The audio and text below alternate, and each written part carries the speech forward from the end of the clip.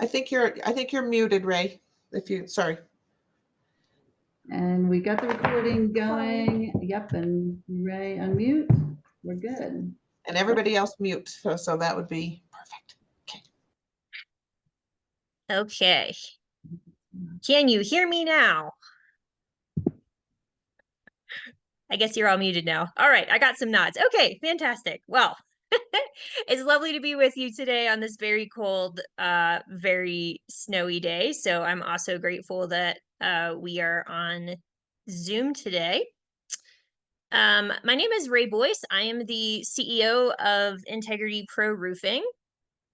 And whenever I have a meeting with my team, I actually start off with a check-in. I think it's just good to know how your team is, and maybe there's some folks that are having a little bit more of a rough day and maybe need some extra grace. So I figured today, I actually want to do that. We're going to take a really quick second. I want you to take a look at this. On a scale of cat, where are you today? So we have 9 choices on the screen. A lot of different emotions happening here. So Steph, I'm going to ask you to help me out with that since we're not live today.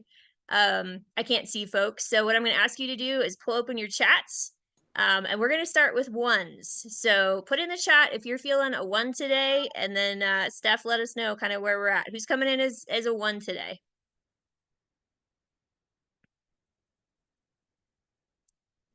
Anyone?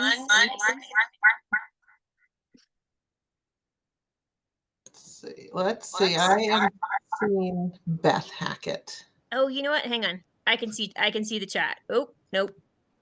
Okay. Let me move this. Okay. So it's okay. I can see chat. Okay. Oh, all right. You're all jumping in here. I love this. Okay. So let's start with the ones. Okay. So we have Jackie. We have Mindy coming in as a 1. The 9 should come with a margarita. Lexi. Jackie. Okay. All right. Is anybody in here a 2? Okay. Beth Nicer's coming in as a 2. Give yourself some extra grace today, Beth. Anybody else coming in as a 2 today? All right. Lisa's coming in as a 2. All right, let's go to 3. Who's our? Oh, Deb is feeling spicy. All right, Deb's coming in as a 3. Any she other needs 3? The energy. Oh, Beth, I love it. Beth's bringing the 3 energy today. All right, any other 3s here, and then we'll go on to 4s. I'm all a right. 4. Oh, Steph's coming in as a 4. I'm a all right. 3. Any other? Oh, Rach, you're a 3 today as well. All right, 4s. All right, Maria's coming in as a 4. Good to know. Good to know. All right. Any 5s? I don't know if I've seen any 5s yet. I haven't either. No 5s. Okay. All right. I'm a 6. Nicole's coming in as a 6. Anybody else? All right, Jennifer. That's a good place to be, really. Jennifer's a 6. All right. All right. 7. Who's coming in as a 7? All right. Nicole's coming in as a 7. Who else? All right. All right. Dosha's coming in as a 7. Okay. All right. Who is our 8? Anybody in here are 8? No takers on the 8. I'm surprised. Okay. That's good. All right. Oh, Kristen's coming in as a 7. I feel you, Kristen. All that baking you're doing, man. You must be exhausted. I was all right. 2 days ago, but that's a totally different story. All right. Any 9s? Did I miss any 9s from earlier? I didn't see any. Okay.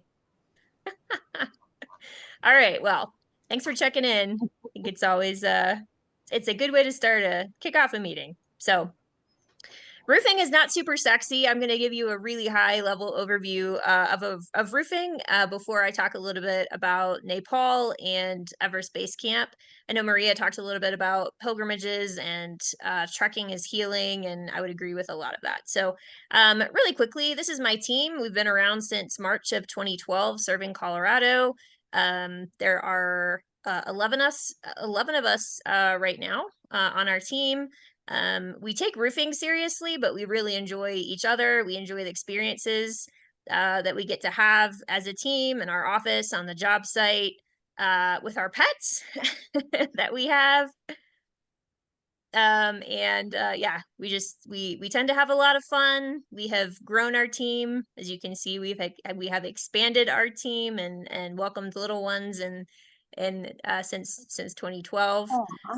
Um, so really, I thought I would maybe show a couple quick highlight reel projects of some things that we've done. We do a lot of commercial flat roofing, so you can kind of see the Denver skyline here. In the backgrounds, we do a lot of different EPDM, TPO products on projects. This is a nonprofit job that we worked on that we really enjoyed. We do a lot of commercial repairs as well, so full re-roofs and repairs. This is a Buddhist temple that is in Denver on Josephine Street. You can see the prayer flags kind of down there streaming off the front, and they needed a kind of custom coating to really help their metal. Their metal was deteriorating and starting to leak, and so they asked us to come in and get a custom coating color for them. So you can kind of see it's if you're around Josephine, you're going to see this color a mile away because it really pops. So we also do residential properties. We've done a lot in Summit County and kind of all around the state. We do a lot of hail damage claims. You can kind of see the life cycle, kind of the before and then seeing damage and then kind of all the mess of tear off and then after the roof is complete. So we do a lot of those. We've also had some really interesting projects. If you look at this picture, you can see the actual side of the house here is made out of river rock. This house was built in the 1940s, and they mined these rocks from the Platte River. They dragged them up, and that's what the gentleman used as his siding. And then what you see on the roof here and the pipe jack sticking out of the roof, these are actually lids. These are metal lids that he collected just thousands of, and then he overlapped them, and that's what he used for his roof that he like nailed and welded together. And the current property owner just needed us to come in and do some sealant because it was just starting to leak, but it was one of the most interesting roofs I've ever seen. We also see a lot of really interesting things on roofs. So this is a gargoyle that we found on a roof one time during an inspection. Sometimes property owners also do some pretty interesting DIY. I'm sure Dosha has some pretty funny stories of DIYs that her team has found. This property owner didn't want to buy a pipe, so he just grabbed what was available to him and stuck it in his roof. So but not to be outdone, this is clearly a residential roof. Not to be outdone, this is a commercial roof that someone, I guess, decided they had an extra monster can and before they asked us to come out. So it's always funny to see things like that on top of roofs. Does anybody want to take a look at this picture and give me a guess? What do you think this is?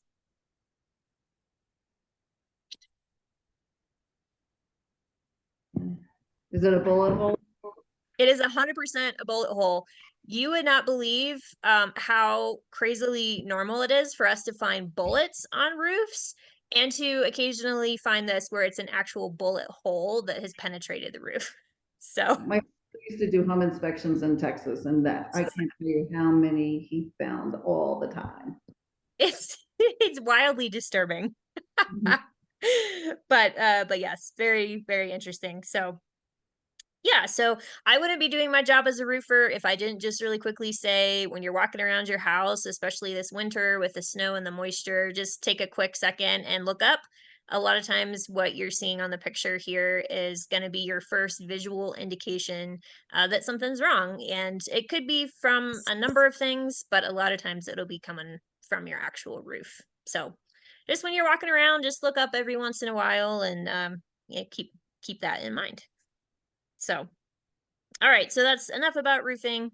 Let's get into a little bit about Everest Base Camp. So I trekked Everest Base Camp in March of 2024 with my brother and my father-in-law. So I'm going to go ahead and talk through a lot of things, and then I know we'll have time at the end for questions. this might bring up a lot of stuff for you that you're curious about that I might not cover. So feel free to just kind of keep that in the back of your mind, and then we'll kind of make sure we have time for that at the end. So this is a really big overview Everest Base Camp track. This is actually hanging in our house, and I think it's funny because it almost looks like a baby. It kind of looks like a nose over here and then a little bit of a mouth. So while we were trekking, we wanted to know when we were at the baby nose because we thought that was funny. And we've looked at this picture for so long, planned this trip for so long. It was probably 2 years in the making of logistics. When we went, it was an 11-day trek all in. 2 of those were acclimatization days. It was about 67 miles round trip. We gained about 8,200 feet in elevation. So we started in a little town called Lukla, which is about 9,300 feet. And then Everest Base Camp itself is at 17,500. I know there's some other folks in this group who are 14er climbers. Kristen, I think you've climbed. Are there any, isn't anybody else climb a 14er climber in this group? Just once. Paula Mark. Once? Hey, listen, once counts. All right. Oh, I saw Beth and Mindy raise their hands. Yeah. So you guys know what it's like at 14,000 feet. So I wasn't really sure how we would do above 14,000 feet, since that was a brand new experience for us, being 3,000 feet above that. But thankfully, our bodies did well. So we left in March, middle of March of 2024. Probably no one remembers this, but we had a good 2 to 3 feet right before our trip of snow. And so we were pretty panicked about missing our flight because we actually had somebody come pick us up at our house, and our roads were a mess. And so that was a really interesting way to kick off our journey. But March into April is one of the 2 times of year that is best to go to Everest Base Camp. That's when a lot of climbers are going who are actually going to summit Everest. The other time that you could go if you were interested is probably in the October timeframe. Any other months of the year, you're going to hit incredibly severe weather, whether that's rain or snow. So these are the times when they most encourage this. So we took off on March 15th. You can see I took a picture on the plane. We flew into New Jersey. And then from New Jersey, we flew to Dubai. So you can kind of see that was obviously a really long trip. All the way to Dubai, and then we had about a 17-hour layover. I always think it's interesting to take pictures when you're traveling. So this is, these toilets were everywhere, which I thought was so comical with the like spray hose. Like you could take a small child in there and give them a bath, I guess, if you wanted. I just felt like that would just make a mess everywhere. But obviously, Dubai, highly Islamic culture. So you would hear calls to prayer while you were in the airport at all hours of the day and night. And then, of course, they had places you can see on the right hand of the screen where you could wash your feet. So that's why the English translation says ablution only. So this was in the ladies' room, so women could come in and clean their feet. We finally landed in Kathmandu, which is kind of the first start of the journey. We had a day to kind of catch our breath a little bit, a lot of jet lag, and we met my brother Steve. So the first picture of us there on the top right of the screen is when we first got together and connected, and we're very grateful that we all made our flights together. Typically in Kathmandu, you would catch an airplane and you would fly into Lukla, which is the start of the journey. However, Lukla is the most dangerous airport in the world, which we'll talk about in a little bit. But one of the things that can really just destroy your entire trip is if you are scheduled for a plane and then the plane can't take off or land because of visibility. Kathmandu has a lot of smog. It's really overcast, and you're flying over huge mountain passes to get to Lukla. It's only about a 45-minute flight, so it's really short. But we had decided we were going to take a helicopter instead, because planes often will get grounded, but they'll allow helicopters to still be able to fly. So we're really grateful we did, because other people who were scheduled to fly out the same day as us, their flights actually got canceled and they couldn't get out of the airport for 3 days. So when you think about the time you take off work, you have return flights, it just completely messes up your entire trip, and you haven't even started hiking day one yet. So we are really grateful that we ended up in a helicopter. I mentioned this, the Tenzing Hillary Airport to Lukla is the most dangerous airport in the world. There's been over 50 deaths at this airport. Most of it is because of the runway length.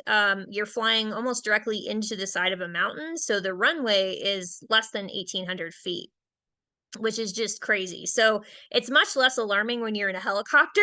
I can't imagine coming at this full speed in an airplane. I think I probably would have had to close my eyes. So we landed and we started kicking off our hike that very first day in the town of Lukla. This was the first of one of many suspension bridges that we would cross in our time. So not great if you're afraid of heights. These wobble tremendously. So some people got really scared going over them. They bounce up and like, think about a trampoline. That's what these feel like when you're walking across them. And there's probably at least 7 crossings just going one way. And then of course you have to do all 7 on your way back. This was our very first tea house. So that day we landed in Lukla, we trekked to our first tea house, which is in Phakding. None of these tea houses have electricity or Wi-Fi or heat. So they tend to be pretty sparse. They have food and they have a common room where there is a stove and they have heat. But you really have to be prepared for layering to make sure you're warm during this trek. The second day is considered one of the hardest days on the trek. There's about 2,600 feet in elevation gain. So I would say it'd be pretty similar to, if you know what going up a 14er is like, I would say it's pretty similar to that, to a town called Namche Bazaar. And I will say I felt very fortunate because we live in Colorado. We're already pretty acclimatized to this type of altitude. And it really, I mean, we were really warned about day 2. And I felt like it was not nearly as bad as I thought it could have been. And it's just because we're lucky to live where we live. And I'm used to climbing 14ers. So this is from where we're about to start climbing up. You can see the second, there's a bridge kind of hanging across the middle of your screen there, and then there's a bridge above it, and we're headed to the bridge above it. So you can obviously see the altitude is starting to climb here, but just really, really beautiful views here as we trekked. I take a picture of this sign. I thought you guys might enjoy seeing it. Parking only for hotel guests. Yaks. We did not have any yaks, but I thought it was a really funny sign. So we did see a lot of yaks, and you'll see some pictures of yaks along the way. They were one of my favorite parts of the entire trek was the amount of yaks. A lot of times they use donkeys for transport, but only up until a certain elevation, which is right around Namche Bazaar. And then above that, donkeys don't acclimatize well, so then everything becomes yaks as a main beast of burden to transport goods and materials. When we hit Namche Bazaar, we hit a huge amount of winter weather. So this is kind of what it looked like. Thankfully for us, it was a acclimatization day. So high enough that they were worried about our heart and our oxygen levels and our breathing. And so we had a day where we rested and we hiked around to try to help our bodies a little bit. There was an entire memorial and museum for Tenzing Norgay Sherpa. And he is the gentleman statue you can see behind us there. If you're not familiar with him, he was on the very first summit of Everest. He and Edmund Hillary made history as the first known summiters of Everest who survived the trek back down. In the Sherpa language is Tibetan. And so they call Everest Chumalungma, and that means goddess mother of the world. And then the Nepalis call Everest Sagamartha, which means goddess of the sky. So the word Everest didn't tend to be used a whole lot on the trek because that's not native to their tongue. But it was really neat to see this museum with the boots that they wore, the clothes that they wore, It was a really amazing experience to see that. The next day we hiked out of Namche Bazaar, continuing on our quest. And as you can see, we were grateful to have blue skies. It was really sunny. You can see prayer flags. Prayer flags were everywhere on our trek. It was just a really gorgeous day.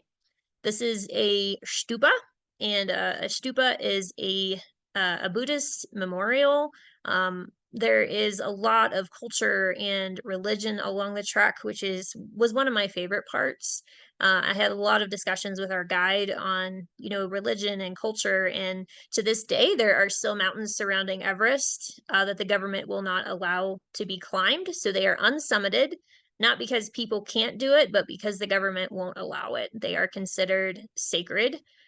So you can't get permits to climb up or summit them. Here in this picture, you can see I'm pointing to where we're heading, which is to a Buddhist monastery. There's on the Everest trek, we would like to say there's a lot of up on the down, and there's a lot of down on the up. So there was a lot of Everest altitude gain and loss going up and down. So it was not at all a linear progression. There were days where we hiked up so much, and then there were other days where we hiked down a lot. So everyone, Maria, everyone who's been on any sort of pilgrimage knows that just tends to be true. Even on an out and back, the altitude and the elevation of what you're climbing is always changing. So here you can see there's a train of yaks on one of the suspension bridges, and you always had to be really careful that you didn't get caught in the middle of one of the yak trains. So we made sure to give them plenty of space to be able to continue their journeys. Behind us, you can see the monastery that's there, obviously very sacred. They did allow us to enter and to walk around. We had to take our shoes off, which was a little bit jolting because the weather was, you can tell by what we're wearing, the weather is pretty cold. So we were in our socks walking on very frozen floor in this Buddhist temple. I wanted to share this sign with you from the Buddhist temple because I thought it was really comical. Obviously we're going to be respectful there, but number 2 says dress respectfully, please not in shorts. So that was a little bit funny to me. And then number 9 says not to kiss, please. So I thought that was also a little bit funny. So yeah, we really enjoyed our time there. We spent probably half an hour inside the Buddhist temple, and then we continued to kind of trek along our way. This is another acclimatization day. We're getting higher and higher in altitude. Right now, we're right about 15,000 feet on this specific acclimatization day. So we're starting to feel it a little bit in our lungs and our breathing. We didn't have any supplemental oxygen or anything like that. This mountain right here that you see is called Amadablam.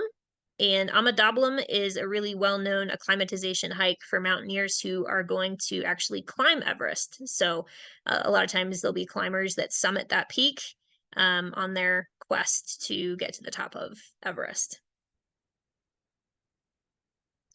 And this was, we took this picture because it was the highest we'd ever been. So this was right around 15,000 feet. So we thought it deserved a picture. All 3 of us have climbed 14ers, so we thought it was neat to have a picture at the next highest elevation we'd ever been at. Our guide did check our oxygen levels starting right around 15,000 feet. Every night he would check our oxygen levels and he would check our breathing just to make sure that we were staying safe and staying healthy. This is my brother and our guide playing chess inside a tea room. Like I said, there's not heat in these tea houses, and so it was really nice to sit in the sunroom. You can see that little bit of sunny glow inside the room, so it was nice to be able to absorb a little bit of sun and try to get, you can see we're all still wearing jackets. So trying to get a little bit of warmth and pass the time a little bit in the tea house. So this is the inside of one of our rooms, and I had to take a picture because this window is in the bathroom. I don't know why they chose to put a window like that in the bathroom, but they did. So I had to take a picture of it. So you can see the rooms are pretty bare. Every room would have 2 just minimal beds. And then we brought our own sleeping bags and bedding, and sometimes the tea houses would have an extra blanket for us. But mostly everything was something that we carried with us.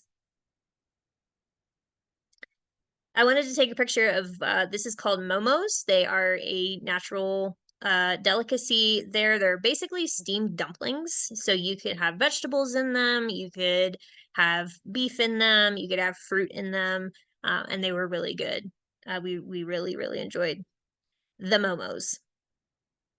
So we're getting a lot closer here to Everest Base Camp. This is called Tukla Memorial. It's a really, really sobering memorial. So on your way to Everest, there is this pass where there is a huge amount of memorials for those who have died while climbing Everest. And if you know anything about Everest, you know that unfortunately a lot of people have lost their lives either on the way up or on the way down. So this is a really sobering, it felt like hallowed ground, honestly, while we were walking here. There are a lot of cement structures, a lot of rocks, a lot of prayer flags everywhere across this valley. Some of you who know Everest might know the name Rob Hall. He died in a tragedy in Everest in 1996. It was one of the worst tragedies in Everest history. So this was a specific memorial to him. To, you know, a lot of Sherpas. There were these metal plates talking about his world records. He spent 21 hours on the summit without oxygen, which I don't know that anybody has ever done that ever again. He had the fastest summit back in 2000. So just some really interesting, fascinating cultural history. And this man's quote, "If your goals don't scare you, they aren't big enough."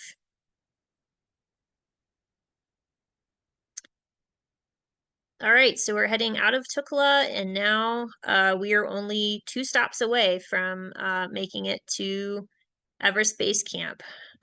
You can see from the surroundings, it's a little bit surreal. I felt like we were in a movie set of Lord of the Rings or one of those other sweeping movies. And we're so spoiled to live in Colorado. I honestly didn't know it could get better than living here, but waking up and climbing and hiking in this every day was just unreal. So we've made it to our favorite stop, or our last stop here before Everest Base Camp. This is a town called Gorak Shep. It's the last settlement before Everest Base Camp. It's about 2.5 miles away from Everest Base Camp. And it is incredibly, incredibly Spartan. It is minimalist, it's cold, it's frozen, it feels maybe what I would feel like Siberia would feel like. It's, you know, everything is cold. You know, there's no bathroom in your room. There's one bathroom in a shared hallway. The floor is cement. Everything is frozen. Like there's a water bucket for you to put in the very cold toilet once you're done using it, but everything is frozen, so you can't even wash out the toilet. It was a very, very chilly experience at Gorak Shep, but we hiked from there to, so this is along the 2.5 miles. We're getting closer. There's still yak trains at Everest Base Camp, so even at 17,000 feet, they can still thrive in that kind of environment, which is pretty amazing. And here we have finally actually made it to Everest Base Camp. And you can see the tents that were set up. These are for actual climbers who are going to be climbing up the Khumbu Icefall and trying to actually summit Everest. It was pretty amazing to actually be at Base Camp. This is a brand new sign that they put at Base Camp as of 2024. This sign has caused so much controversy because what used to be at Everest Base Camp is just this rock that said Everest Base Camp. And for years and years and years, that's what welcomed you to base camp until they put up this sign in March. And it caused a lot of controversy and a lot of questions around, is Everest becoming too commercialized, which is a question every single year. Yeah, so we took pictures by the sign, and then of course we took pictures by the rock as well. The sign kind of sits in front of the rock there. But it was a really amazing experience to be there. You can see some of the ice fall to the right of my brother Steve there in this picture, and kind of the start of what would be the path upwards to Everest. So I told you about the 11 days total. So on the way there, it took us 7 days, and that's because of altitude. On the way back, it took us 2. So in some ways, the way back was just as intense as the way there, because you can imagine how many miles you have to cover.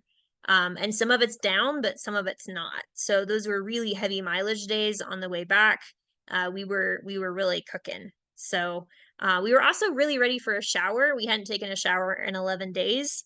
There was one tea house where a shower was available, but the water was so cold that I was afraid we would get sick if we tried to take a shower. So you can imagine being on the trail for 11 days. I'm sure some of you have done that before. And at some point, you're just looking forward to feeling clean again and not super grody. This is my favorite picture I took on the trek. I just happened to be in the right place at the right time, and I love yaks. So this yak was coming around a corner, and the sun was backlighting him, and yeah, probably my favorite picture of the whole trip.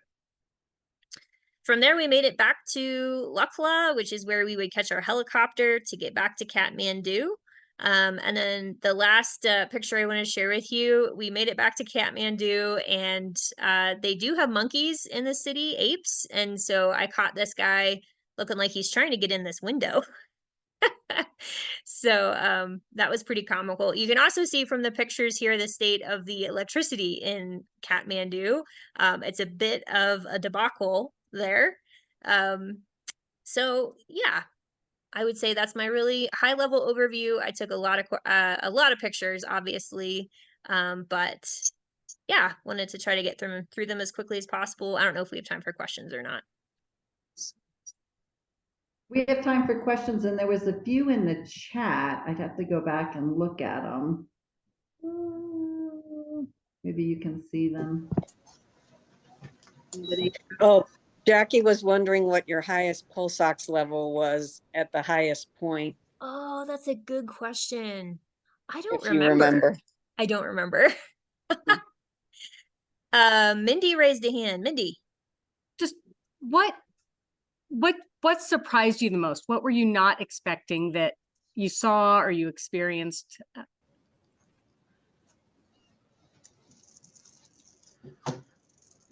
I think how much I loved the cultural interaction. I think that's always my favorite piece of traveling, but really just trying to understand the Sherpas and their culture and their heritage versus the Nepalis, and they're completely different people. And really learning more about, I think, Buddhism and the religious traditions. I love so much learning about people. So I just really enjoyed that. Thank you. Can you go back by any chance to that picture of the electrical?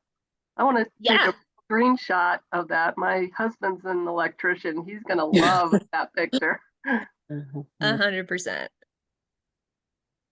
So while you're pulling that up, Ray, I was wondering, have you been to that Buddhist temple outside of Crestone in San Luis Valley? I have not. You should check that out. It's pretty special. Thank you. I got it. Awesome. Of course. You're welcome. Did anybody else on the call have a chance to go to see the sand mandala that the Buddhist monks put together in Evergreen last week? Oh. Did you get a picture of it? I did. I was we went and saw it partway through. I'll put a picture in the chat. Okay. My neighbor's daughter is a professional hiker or climber, sorry, and she's sponsored by North Face. I don't know if you guys heard in the news about a month ago, there was a group of climbers and she was there and they found a frozen foot in a glacier. She was there? She was there and her boyfriend carried it down. So he was with Jimmy Chin. She was with Jimmy Chin. So it was the boot and the foot in there. And this is like the equivalent of the Amelia Earhart of climbing. So I'll put a link here for an article. You guys can look at it later, but I was talking to my neighbor about it and it was just really cool to hear. So something interesting. That's amazing, Jackie. Wow. Huh. That's crazy. Well, that So was I think, fabulous, Ray. That was amazing. I know. Thank you so Rachel, much. I'm of hoping to course. go someday. I really am. I need some new parts now to do it. And even if I don't make it all the way to base camp, I got to meet with Ray not long ago and talk one-on-one about this. And even if I could make it to the second tea house and see Everest in the background, I'd be grateful. I've just been, I don't know why. I've always been fascinated, like Ray, with the culture, the peaceful Buddhists, and all of the Everest biographies and documentaries and all of that stuff. So cross your fingers. I'm having ankle surgery in January. Then I have to consider new knees, but I really want to try to get strong and work up to at least doing part of it. So I do want to say too, for anybody who's wondering, like this is, I wouldn't say that this is the most strenuous hike by any means that I have been on. We would probably spend, I want to say 4 hours maybe hiking, and then really the rest of your time is in your tea house, you're reading, you're huddling by a fire. There have been 4 and 5-year-olds who have done it with their families. Homeschooling gosh. families have taken all of their children. So in terms of accessibility and doability, if that's a question in your mind, you 100% can do this. It doesn't matter how slow you are. There are all sorts of people that I met on the trail. It's very, very doable. So I needed that encouragement again. Thank you. That's so sweet. Do we have any other big announcements or anything coming up the next Well, couple weeks? I would just like to finish Ray's thing by saying Please. everybody should go get a new roof done by Ray because she's amazing, and then she can afford to go to do the hike again. So, but seriously, they were easy to work with. They were super. They were on time. They showed up when they said they were going to be. Always in contact. So if you guys do need a roofer or need to refer a roofer, that's our company, Integrity. So yeah. Okay. thanks, Steph. Rachel, our next meeting will be, we have the December. The holiday. We have another Zoom in November. And then we have the holiday meeting, which let's hope the snow doesn't prevent us from being there. We have the holiday meeting at MRC. We will open up renewals for January, sometime mid-December. We already had somebody try to renew already, but we haven't opened that up yet. So we'll open that up and it'll be a discount to $40 versus the $50. So we'll give everybody a heads up when that's open up on the website. Again, on the website, look at the directory. It's changed, it's updated. The categories are there. If there's something missing, let us know. We'll get yours updated. But I think it's pretty impressive. I think we're up to 165 members. I think we have 165. So we're doing good. And there's a coffee meet and greet that Pat has scheduled, which I believe is next Tuesday, November 12th. Again, that event is on the website. Can I ask Ray one more quick question? Sure. I didn't hear the latest foot situation or any of that. I thought most of the families wanted their people left there because that's where they wanted to be. And there's always been controversy about bringing people down and the safety of that and everything else. What was the situation with this particular thing? Do you know? Yeah, there's always been controversy around bringing bodies down, and it's also incredibly dangerous for crews who are trying to do it. You can't take Right. helicopters to those elevations. But what's happening because of global warming is that glaciers are starting to melt. And as the glaciers melt, it's of course uncovering more and more bodies. And this particular foot belonged to Irvine. I'm sure Jackie has a lot of information around that too. And Irvine had climbed with Mallory, and both of them died on Everest, but they found Mallory's body back in like 1999, but Irvine was still missing. So what happened was they believe that Irvine's body had been in or near a glacier, and then as the glacier melted, his foot became dislodged, and then they found it, but he had been completely missing for yeah. So in that case, it was probably relieving confirmation closure. Correct. Like that. Gotcha. Cool. I'll ask my more morbid questions another time. All right. Anybody else have anything? Any events Everybody they want to throw out? I feel like we covered a lot of events, but just stay safe and warm out there. I'm gonna try to get home today. I broke down and hired one of my neighbor guys to help me plow and get my butt back home. And if you guys want bread, I'm clearing out my car right now to go drop off my children. So yeah, I have some love still. perfect. Are you gonna be at the church, Yeah. Kristen? I Yep, might. I'll be at If the Conference. roads aren't bad, I'll try to hit you on my way home later. Sounds good. I'll be there at 3:30 as well. Oh, just at 3:30? Around there. Okay, see what I can do. Okay. If I don't, I'm just trying to safely get home.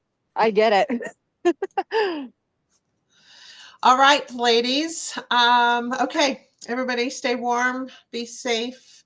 Reach out to us if you need anything. If you feel, I mean, like if you're feeling like your business is hurting, just reach out to us and let's brainstorm and see how we can get you clients and customers, and let's figure it out. So we're doing it together. Thank Okay. you so much, Steph, for all your All right. help this morning. Everybody take care. And Deb. Thank Have a you, great everyone. day. Stay safe and warm.